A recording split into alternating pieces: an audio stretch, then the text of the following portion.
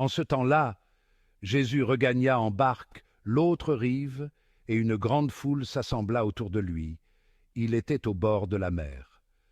Arrive un des chefs de synagogue, nommé Jaïr. Voyant Jésus, il tombe à ses pieds et le supplie instamment. Ma fille, encore si jeune, est à la dernière extrémité.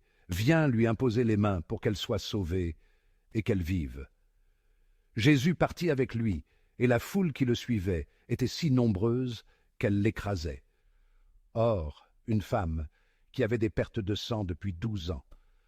Elle avait beaucoup souffert du traitement de nombreux médecins, et elle avait dépensé tous ses biens sans avoir la moindre amélioration. Au contraire, son état avait plutôt empiré.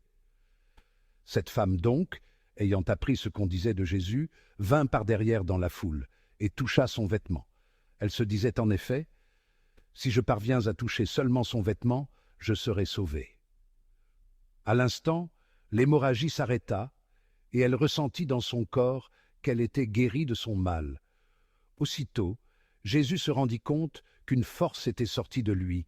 Il se retourna dans la foule, et il demandait, « Qui a touché mes vêtements ?» Ses disciples lui répondirent, « Tu vois bien la foule qui t'écrase, et tu demandes, « Qui m'a touché ?» Mais lui regardait tout autour pour voir celle qui avait fait cela. Alors la femme, saisie de crainte et toute tremblante, sachant ce qui lui était arrivé, vint se jeter à ses pieds et lui dit toute la vérité. Jésus lui dit alors, « Ma fille, ta foi t'a sauvée, va en paix et sois guérie de ton mal. » Comme il parlait encore, des gens arrivent de la maison de Jaïr, le chef de synagogue, pour dire à celui-ci, « Ta fille vient de mourir, à quoi bon déranger encore le maître ?» Jésus, surprenant ces mots, dit au chef de synagogue, « Ne crains pas, crois seulement. » Il ne laissa personne l'accompagner, sauf Pierre, Jacques et Jean, le frère de Jacques.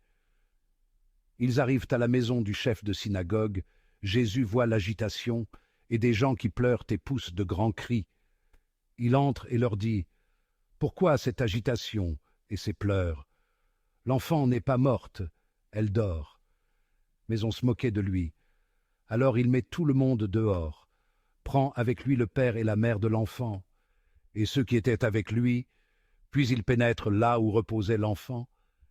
Il saisit la main de l'enfant et lui dit « Talitha koum », ce qui signifie « Jeune fille, je te le dis, lève-toi ».